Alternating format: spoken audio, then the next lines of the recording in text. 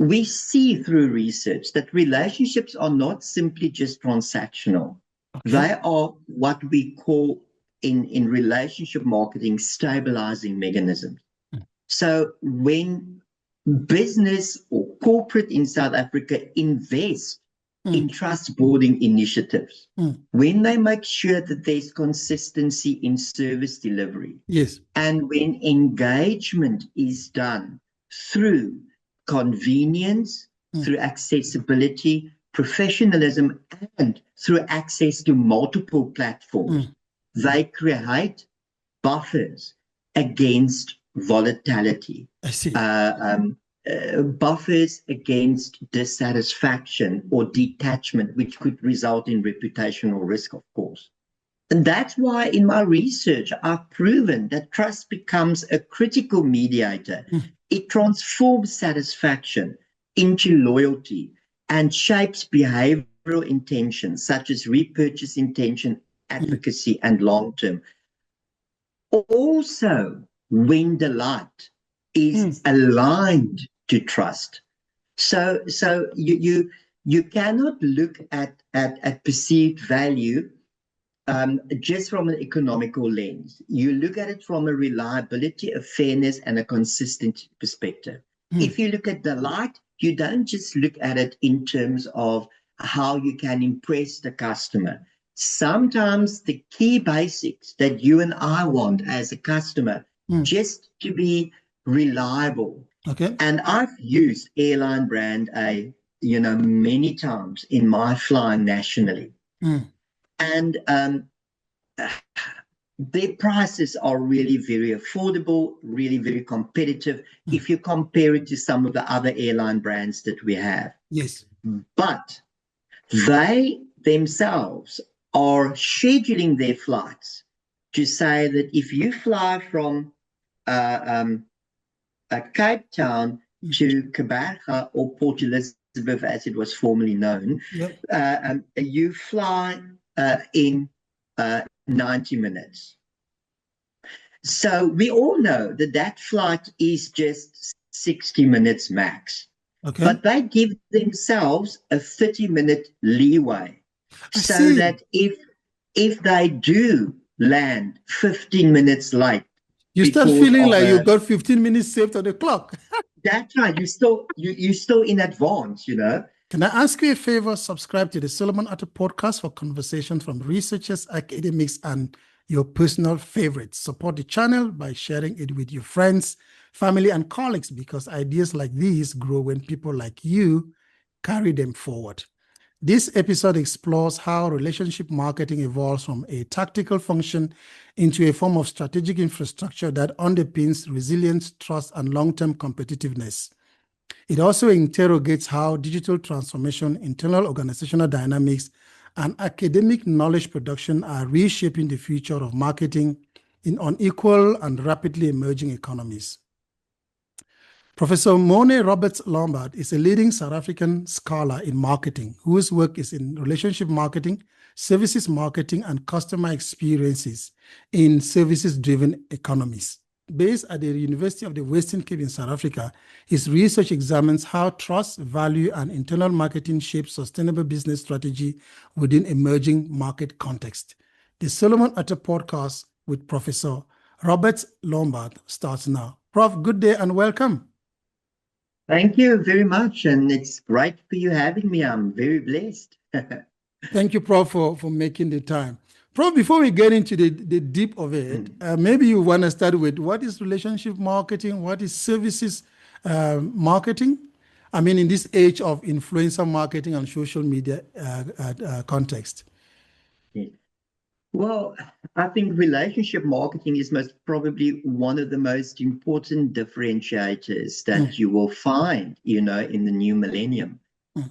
It's all about, not just building relationships with your customers because, and prospective customers, of course, but it is managing those relationships for sustainability to make sure that you don't only recruit on the short term, but you also sustain those customers whose needs and expectations are evolving on a continuous basis for the medium to long term. And research will show you that it's much more costly to recruit a new customer than it is to manage and retain an existing customer. The field of relationship marketing also filters into the domain of services marketing, because services marketing is around how do we market anything that is not tangible. I see. If we sell a product, you can see it. Yes. There's different colors, shapes. But if we want to sell a service, the only thing that we really can benchmark against is the experience. Oh, and it's how do we then package, manage, and deliver that experience for sustainable retention in the long term. Thank you so much, Prof. Prof, your research consistently positions relationship marketing and customer relationship management as a central long-term organizational sustainability. In highly competitive and unequal markets like South Africa, how should firms reconceptualize relationship marketing beyond customer retention into a form of strategic infrastructure for resilience and growth? Well, that's a very comprehensive question that you've asked. I think one thing that we need to take note of is the fact that, especially in South Africa as an emerging African market, we need to move away from understanding relationship marketing as simply a tool for customer retention. Okay. Through my research, I've actually validated that we must look at relationship marketing as a form of strategic infrastructure. Okay. That underpins organizational resilience. And in unequal and competitive markets, and I mean, you can't find a better example than South Africa, we see through research that relationships are not simply just transactional. Okay. They are what we call in relationship marketing stabilizing mechanisms. So when business or corporate in South Africa invest in trust building initiatives, when they make sure that there's consistency in service delivery, yes, and when engagement is done through convenience, through accessibility, professionalism, and through access to multiple platforms, they create buffers against volatility. I see. Buffers against dissatisfaction or detachment, which could result in reputational risk, of course. So I perceive relationship marketing as being embedded across the organization. It's not just a marketing function, and that links up with services as well. Yes. There's this perception still very founded in the corporate DNA of South Africa that when it comes to relationship building, when it comes to service delivery, the marketing division takes that responsibility. No, you've got back office systems that needs to understand the importance of service maintenance. You need to have sales that needs to understand the importance of relational intent and managing relationships.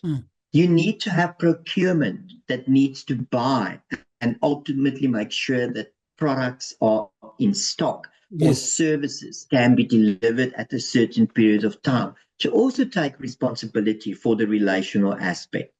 And therefore, in this sense, it makes sense that this infrastructure should actually be visible, within different elements of the organization and not just linked to one specific segment called marketing.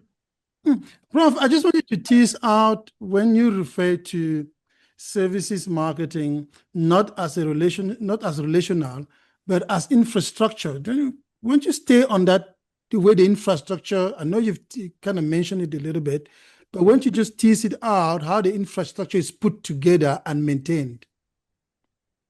Well, I think that the starting point is two things: Okay. skilled employees and supporting systems. Okay. And with a younger generation coming in, automation and independence of access becomes critically important, through applications, for example. So what we see is that if you engage with a call center, knowledgeability, understanding of the cause of the phone call, Yes. if you are using artificial intelligence in the form of chatbots, for example, the warmness of the chatbot, the tone of the engagement, the efficiency with which it provides a response to the question becomes diversifying factors in defining the customer's level of engagement satisfaction. So you've got the efficiency of your staff through knowledgeability and, of course, attitude as well. Yes. And then you've got the efficiency of your systems. And both of these needs to complement, and they both need to be available 24/7. And that combines forms part of your infrastructure, because people normally think of infrastructure as the building, yes, or the ATM machine. It's understood as some tangible. Yes, they don't look at these intangible aspects. The role of your back office, for example, yes. The IT guys, when you want to go onto your app and you want to actually do a banking function and your app is hanging and you can't get into your bank, what form of accessibility is there for you to get this resolved as soon as possible? Is there a call center number? Is there a chat bot that you can talk to? Is there an emergency number that you can phone to guide you? What are the forms of support services that are actually the infrastructure for you to sustain a willingness to keep on engaging with this brand, even though the experience might not have been as positive as you wanted it to be? Incredible. Your recent work highlights how trust, perceived value, and even customer delight shape behavioral intentions. How do these constructs operate differently in emerging markets where economic constraints and service delivery gaps may fundamentally reshape what value and loyalty mean? Yeah, again, it's a very interesting question, because I think a lot of our benchmarking that we do is done against westernized research and published material, of course. If you just look at how many diaspora of Africa is actually sitting in the Western world and publishing research with their brilliant minds, in that part of the world, it's sad that we actually don't have enough substance, I think, to drive the emerging markets phenomenon as strong as it should be. But to answer your question, I feel that the concept of emerging markets, and perceived value have deeper meaning, in an emerging market context, if I can put it like that. In more developed markets, for example, there's a strong economical alignment with value. It's associated with convenience and price quality trade-offs. But if you look at South Africa as an emerging market, for example, maybe other parts of the world, Brasilia, maybe China itself as an emerging market, value is often interpreted through the lens of three key aspects. Okay. And that's reliability, fairness, and consistency. And I want to re-emphasize that. Okay. That reliability, fairness, and consistency, especially in South Africa as an emerging market, is what defines perceived value for the average consumer. And that's why customers in a country like South Africa is asking the question, Can I trust this provider to deliver what they promise every time? Prof. And similarly, a phenomenon like customer delight, which has come into the new millennium as a very important form of exploration for research. It's still a topic of real interest for me. But how does corporate maybe see this? It's not about exceeding expectations in extravagant ways. It doesn't mean that you delight the customer by offering, ridiculous prizes, or it's doing the basics. It's getting the customer away from friction. It's about small little things like showing empathy or delivering a service in a way that restores dignity if there was a service failure, especially in contexts where service failure, is a reality. And that's why in my research, I've proven that trust becomes a critical mediator. It transforms satisfaction into loyalty and shapes behavioral intentions such as repurchase intention, advocacy, and long-term. Also, when delight is aligned to trust. So you cannot look at perceived value just from an economical lens. You look at it from a reliability, a fairness, and a consistent perspective. If you look at delight, you don't just look at it in terms of how you can impress the customer. Sometimes the key basics that you and I want as a customer, just to be reliable, just to be dependable, are key elements that makes the customer feel, wow, this actually makes me feel further committed to this brand because they care by delivering on time. And if we talk about trust becomes a really sticky glue that drives the satisfaction experience of people to want to be further associated with the brand, repurchase and loyalty. And if that trust is not there, the satisfaction could be short-lived and there won't be a repetitive nature in support. And the retention might reduce too. The retention of interest. Course, of course. Because if you think about it today, if we look at the banking sector globally, banking sector in the last decade has been manifested with corruption scandals, with irregularities, and we've got a lot of new brands that came into the South African market. And it gave the consumer choice, but it also eradicates the consumer's, belief that the bank is really interested in my financial well-being, other than just banking costs that I have to pay on a monthly basis. And 2 days ago, I read a very interesting article where Discovery Bank has now reduced their entry level into private banking to $44,000 per year. So that turns into around about 700 to 750,000 Rand a year package for a person to join Discovery Bank's private banking portfolio. Now that is very accessible if you look at young upcoming professionals, you know. In the past, you maybe had to earn 1.2 million or more. The amounts were quite high, Yes. So that is because of competitiveness. But also a person that wants to make the shift from a traditional bank to Discovery would look at small things.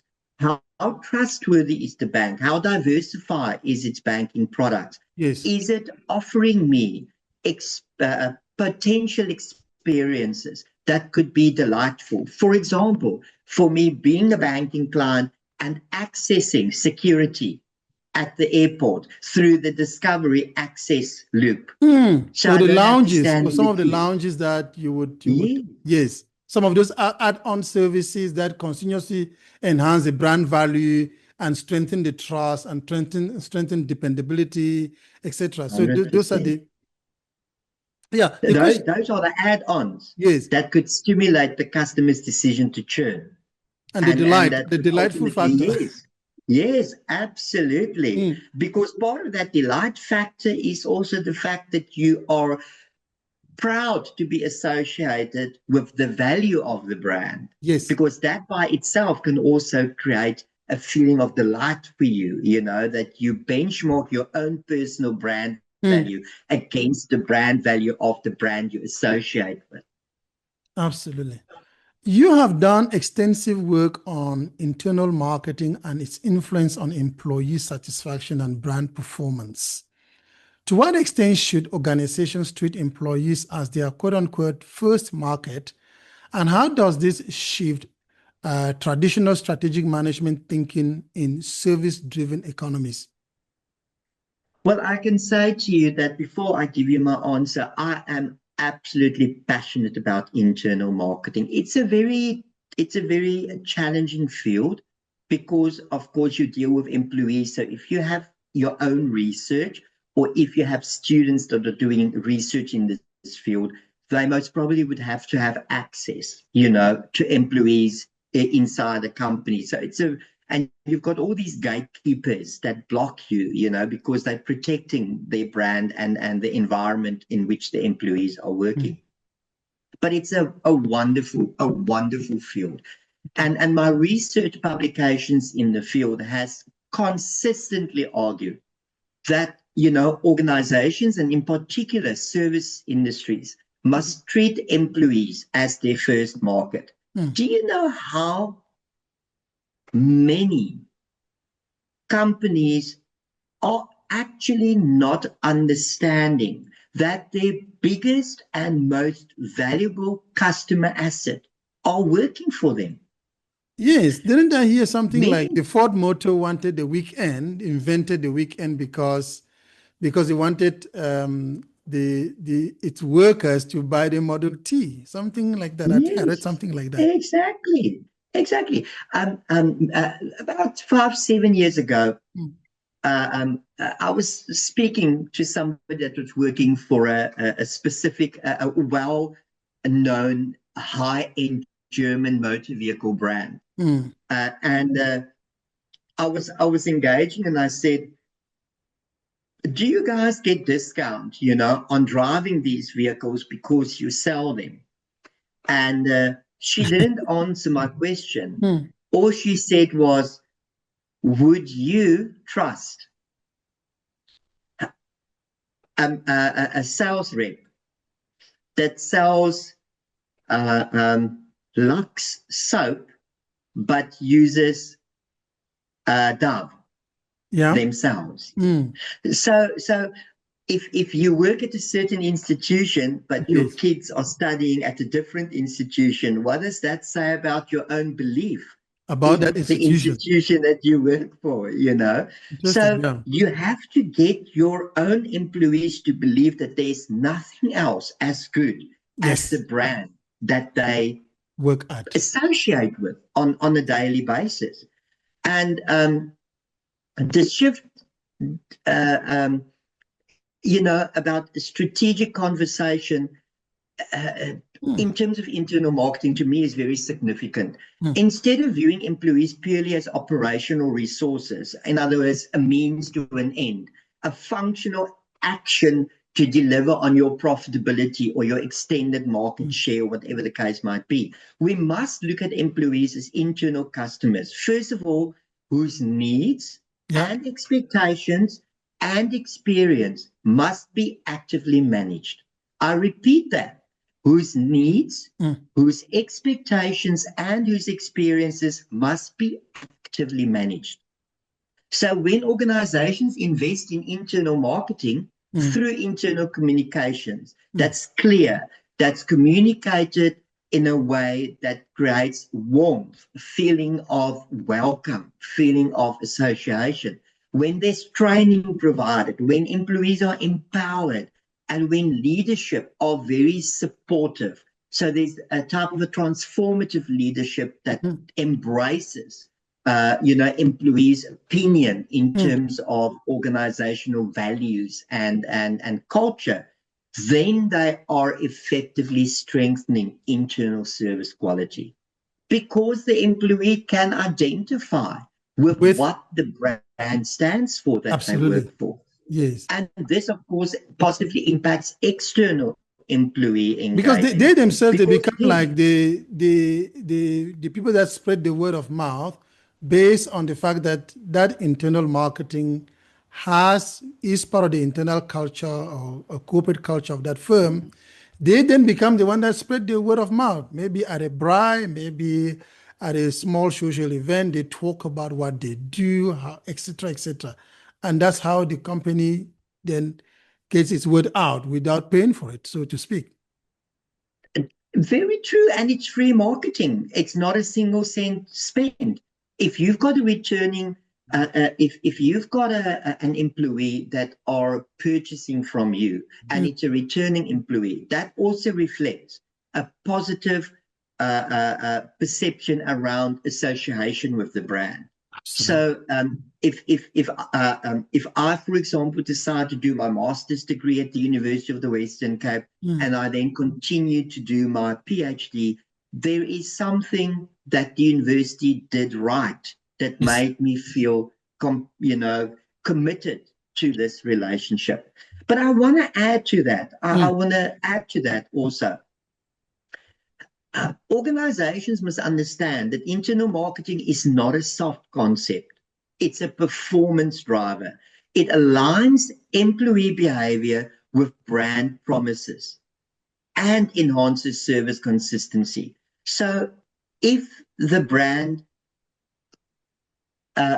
promises efficiency, continuous service delivery, and problem resolution within a 24-hour scope, then employees need to believe in the value of that through their own experiences in the company that they work for. Because if you yourself, for example, as an employee, find it difficult to get a query sorted or to get feedback on an email within 24 hours. A lot of friction, yeah. Yes, imagine the external guy that doesn't work in this system who can make, walk to an office or make a phone call internally. So if the systems internally is fully supported through belief, trust, and embracing, what the service delivery is all about, that belief will then be transferred into the external service delivery portal when you deal with external customers. Make your employees happy, and they will make people outside happy. If your employees are miserable, how can you expect them to smile to external customers? It's working hours. Yeah. It is life-work balance. It is what you pay them. It is their training opportunities. It is promotion opportunities. It is how do you retain them? What do you offer them? All of these things in one brand managers. They are brand ambassadors. Brand ambassadors, so to speak. Yeah. And that actually strengthened brand promise, that it demonstrated the brand promise was kept if the employees themselves are the first beneficiaries, so to speak, of that experience. Yeah. That's 100% correct. Companies like, for example, the Royal Bank of Canada are renowned for, substantive employee retention, because their first and most important form of marketing starts with their employees, and then they develop their marketing plan for their external customers. And we can also look at brands such as Emirates Airlines, brands such as Cathay Pacific, Singapore Airlines, top brands in terms of the aviation industry. And you can go and look at their internal marketing strategies, the work hours, the type of competitive salaries, the days off, and it becomes almost common sense that if your employees are happy, they will tell everybody else, listen, this is the brand you need to support. Absolutely. Modern strategy discourse often promotes customer centricity, yet firms still operate under the strong pressures of short-term profitability. From your perspective, is there a fundamental tension between customer-centric strategy and stakeholder-driven models, or can these logics be meaningfully reconciled in practice?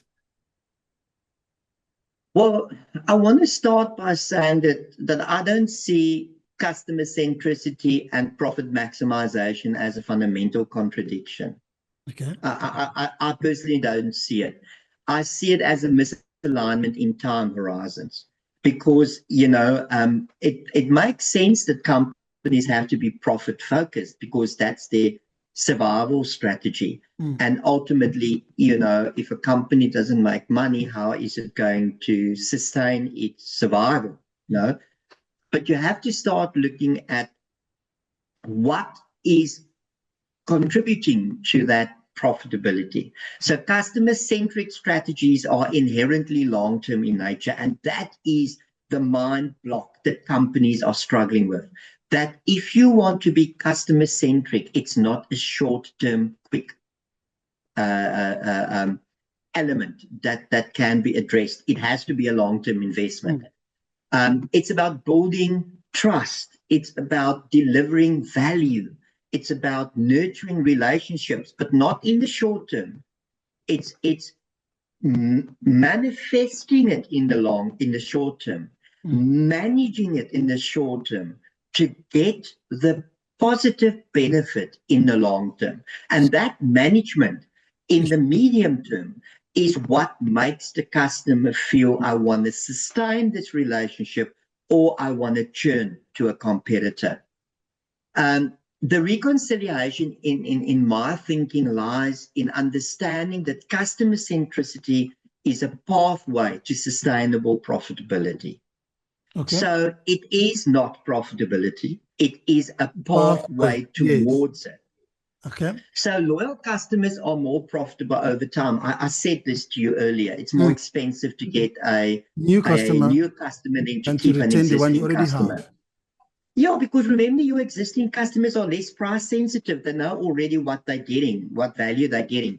And they are also, like a target market group that's more willing to tell other people that they're really happy with this brand. And they're also willing to upsell if need be, because they are more, content with what the experiences has been with the brand, compared to a new customer that needs to experience this over time as well. But the challenge for organizations, especially in South Africa, across the board, whether it's medium or whether it's corporate, because small is about really survival, is to resist the pressure of short-term gains that may erode trust or damage relationships. So in other words, making quick sales. And there's this airline brand in South Africa, a prominent airline brand. I'm not mentioning names because it's not my place to do so, but let's talk about airline brand A. Okay. And I've used airline brand A, many times in my flying nationally. And their prices are really very affordable, really very competitive if you compare it to some of the other airline brands that we have. Yes. But they themselves are scheduling their flights to say that if you fly from Cape Town to Gqeberha or Port Elizabeth, as it was formerly known, you fly in 90 minutes. So we all know that flight is just 60 minutes max. Okay. But they give themselves a 30-minute leeway so that if they do land 15 minutes late, you start feeling like you got 15 minutes saved on the clock. That's right. You're still in advance, But then you take the same airline A and you take your departing flight back to Cape Town. And then they let you stand on the tarmac for 20 minutes in the sun while they're still busy cleaning the aircraft. and then you leave 15 minutes late, but you still arrive within On the time. scheduled time. So now the question that I'm posing to you, can we say we can trust this airline in their service delivery? We And will, secondly, do we have a delightful experience overall from using this airline brand? And that is where the management of your long-term customer comes into play. Is it not better to maybe keep them in the airport, hold them there for longer, a constant communication maybe every 5 minutes around progress towards embarking, what is the reason for holding back, apologizing for it, and just keeping communication so that the customer understands, okay, I'm going to be late boarding, but I was assured I will still arrive in time at my destination. And those smaller engagement drivers is what ultimately positively impact your customer-centric experience or negatively impact that experience and making the overall perception either positive or negative. That's a very powerful example, Prof, because just from that example, I've learned so much. Because that experience from standing on the tarmac while they're busy cleaning the aeroplane, versus if you were still in the airport building, the terminal building, and getting communication and getting reassurances, that might be even pleasant. Because let's take, for example, elements. Maybe there was some rain, maybe there was some wind, maybe there was some dust, etc. And then, but if you are in the terminal building and getting communicated and getting someone smiling at you and getting someone reassuring you, that might even be even more satisfying. You might draw some satisfaction from it and have a better customer experience, as you've explained. Just about getting the customer on the plane. It's about managing the customer from the point of taking his or her luggage when they check in to the point of getting them onto the aircraft. Now, airline A will say to you, but it is not their responsibility to manage those functions. It's their responsibility to service you on the plane. I'm putting forward the question, how is the customer's perception of the airline service impacted from that preceding experience before they get onto the plane? So should there not be an extended service now with multiple role players that could improve training, improve communication, so that the overall experience can be bettered at the end of the day? Absolutely. Okay. Prof, given your work in services marketing and social media adoption, how do digital platforms and data-driven systems transform the nature of customer relationships, particularly in contexts where technological adaptation is uneven and shaped by structural inequalities? Well, you do realize that we live in the digital age. And the digital age is here to stay. I mean, service is going to become digitalized more and more. We are going to become, your generation alpha, which is your generation that will, in the next couple of years, move into your entry-level customer portfolio. We've got Generation Z that's already extremely tech savvy. We've got your millennials that are, endowed with the ability to use technology. Then you've got Generation X, which is me, and we are the people. We are the committed people. So we are the people that are hanging in between. Yes. We used to going into a branch and doing our bank, and suddenly, apps came You have out. to do it on the phone. Yes, you've got to start using your phone. If you don't use your phone, you're making it very difficult for yourself. So we are the blended generation. But to answer your question, digital platforms, I think, have fundamentally transformed how relationships are initiated.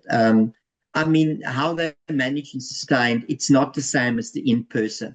On the one hand, I think you've got data-driven systems that allow organizations to personalize interactions. I mean, you've Yeah. got big data that can exactly tell you, you know, how many interactions, what time of the day, with what type of platform, you know, how long was the interaction. It can give you absolute scale of an individualized engagement with digital platform. And you can better understand customer needs as well. And because you understand customer needs better, of course, you can drive efficiency better because you can tailor your systems much more acutely Yes. to what these customer needs are. But we must never forget that we live in South Africa and we are an emerging, evolving market. And technological adoption in a country like South Africa is not equal. We all know that. And this creates a dual challenge. Okay. And I have to be honest about it. It really creates a dual challenge. Firms must, therefore, in my opinion, balance digital innovation with inclusivity. So not all customers have equal access to terminology. We all know that. Nor do they all trust digital interfaces. We can even compare. Yes. We could even compare rural versus urban, for example, and make a further disparity analysis around, you know, internet access between these two geographical spaces in our country. And especially, you know, talking about trusting digital interfaces when we talk about sensitive aspects like banking, because banking is about, you know, your finances, your money, your hard-earned moolah that you worked for. And people become extremely nervous and very uncomfortable when you have to upload personal information like ID numbers and birth dates and things that could bring about privacy breaches, especially since we read in the newspapers, the news headlines actually, you know, security breaches, you know, in financial settings. So the future of services marketing in my context, in emerging markets like this, South Africa, is not purely digital. It is hybrid. That's how I see it. Okay. It requires integrating technology with human interaction. And that last part, I want to emphasize to say that, and I say this to my students as well, don't think that you sitting in my lecture room, being the age of 18 to 21, depending on whether you're a first year or an honor student, for example, don't think that you are representing South Africa. You are the Generation Z. We also have the millennials. You also have banking customers that are Generation X. And what about the baby boomers? They also have pensions that pay into the bank. They also need to get access to those money to pay their bills. Some of them that might be in their 70s or 80s. I apologize. I don't want to offend people by age. But if they are slightly older, they might feel it more challenging, you know, to get used to using technology. So they feel comfortable to go into the bank, filling in a form. And get human interaction. Yes. And that needs to be manifested, nurtured, managed with the same respect and client management outcome as you would do with digital infrastructure. So I think a hybrid approach would really be a sustainable approach in South Africa, at least for the next decade to decade and a half. Prof, there was something you said at the beginning that held my interest when you mentioned the African diaspora. Perhaps it's not even related to this question as a follow-up question, but you said there's such talent and such phenomenal contribution that they make from the global north, if you like. What difference would that make had it been all African diaspora were to come back to the continent? I think the context would be where their research would have been conducted, and the context would have been their direct involvement in intellectually developing the next generation on the continent. Because if you are diaspora, yes, you could work with somebody in an emerging market on research, but your own direct involvement in terms of skills development, transferring of knowledge, innovation is located to a large extent in the university environment in which you share your skills. Yes. Unless, of course, you take part in online programs. But if we take Africa, for example, in a country like South Africa, we have a lot of African diaspora that are contributing intellectually to our South African universities. So we get the benefit from that 100%. But the countries that they originate from are not benefiting from it through their direct involvement in terms of tuition and the development of youth. And there could be so much more value add. And that's why I'm always saying that if you make the decision to be part of the diaspora, that is fine. It's your decision, it's your life, 100%. But if you can contribute, maybe through an online program, yes, through collaborative research, through site visits, do so, because that would really just plow back into a lot the of value, community yes, where you come from, you know, and generate local, grounded research that are also prominent in terms of global standards, because we have some wonderful research that comes from this continent that are published internationally. But I see a lot of individuals, you know, especially in the US or the UK, in Canada, that are definitely diaspora from the African continent, but that are residing in these global north environments, you know. Prof, final question. As an associate editor and editorial board member across several journals, you occupy a key position in shaping what counts as legitimate knowledge. How do you reflect on the role of academic gatekeeping in business and management research, particularly in ensuring that African perspectives are not marginalized within global scholarships? You know, this is a very important, and I think sometimes an uncomfortable conversation. Because, you know, how so, Prof?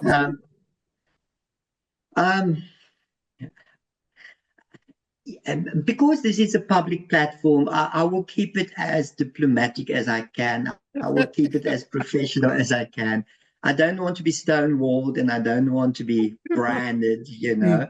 So professionalism is very important. Yeah. As scholars and as editors, we play a very important role in shaping what is considered valid knowledge. And I put valid in inverted commas. And, you know, I've been in education or higher education for almost 36 years. And historically, much of business and management theory, I can tell you, has been developed in Western context. And there is often an implicit expectation that research from other regions must conform to those paradigms. Take their cue, yeah. It must be anchored to that global north, to that westernized paradigm and contextual thinking. And if it's not anchored in that thinking, then it becomes challenging maybe to get it published, or reviewers, you know, might have a Western perspective on how they perceive the paper in terms of its theoretical founding and so forth. So it's very geographically contextualized in terms of perception. But I believe we need to actively challenge this. That's my view. African markets are not simply contexts for research and for testing existing theory. They are sources of theoretical innovation in their own right. So responsible gatekeeping, in my mind, involves being open to contextually grounded research, diverse methodologies, and alternative theoretical perspectives. It's about mentoring emerging scholars and ensuring that their work is not marginalized due to structural biases in the publication process. And I see this very much so in, I'm trying to think of the critical management theory. Okay. In critical management theory, I see how the traditional westernized anchors are being challenged from multiple emerging perspectives. I also say that if you want to challenge a westernized perspective, it's all and fine, but then you must also propose an alternative that is scientifically grounded, that is contextually valid, and that could provide an argumentative grounding, alternatively to what you are challenging. If you are simply just proposing something without the scientific grounding, then it's like hot air, it will vanish. I see. And no, please continue. Yeah, I have an academic whom I've spoken to before, and the episode is already playing, whom through the questions that we discussed, she completely approached those questions from an African theoretical and a theoretical framework, from an African paradigm. She says to me that she could not see what she wanted to see in her research if she was going to use she calls it Euro-American logic, to see it as a framework. And she was very solid in her arguments. But I just wanted to ask this question, Prof.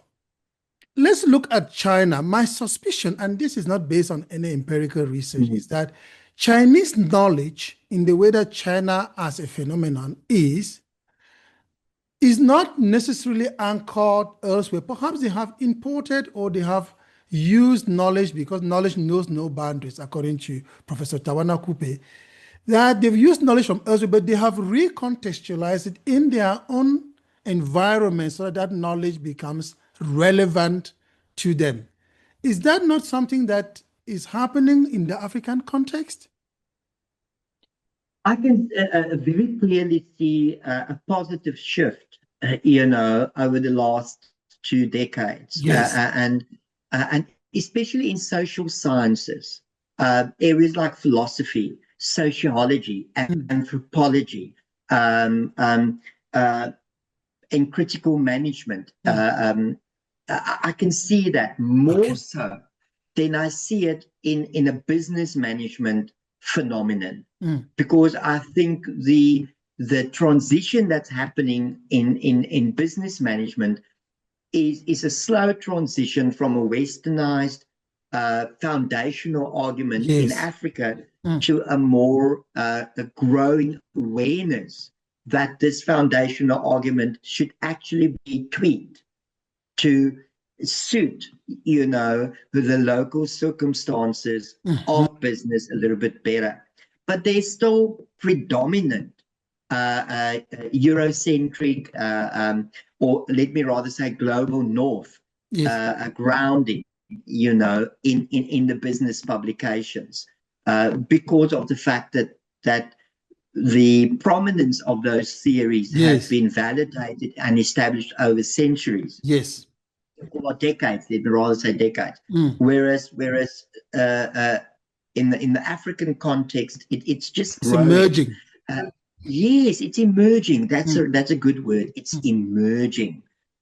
So watch this space. I think, things, we will see more clarity in the next decade. Remember, it's also all about education.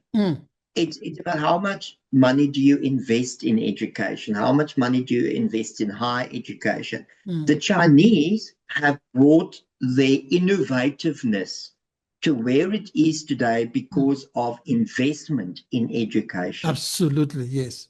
Creating opportunities, eradicating financial barriers. So if we can follow that type of approach, then we can grow faster. But if it still becomes very difficult to get access to money for research or to get funding for master's and doctoral studies, that momentum growth for the African perspective will be slow. Slow, yes, Until because the there's not a transition lot of happens from a investment financial for it. perspective. Yes, it has to be deliberate. Yes, like there has to Yes, be of deliberate course. that we want to Strategic make intent. this shift really get to the peak. Yeah. Yes, yes. I want to conclude on the question to say that ultimately, I think the goal should be to move towards a more inclusive and representative body of knowledge, where African scholarship is not peripheral, but central to global academic discourse. And there are a lot of journals that came onto the platform that are offering these publication opportunities. If you think about the publishing house IOSIS, Yes. that's been around for a decade or more, based in Cape Town. I mean, they've got some good journals. The South African Journal of Economic and Management Sciences, South African Journal of Business Management, Acta Kumerki. These are all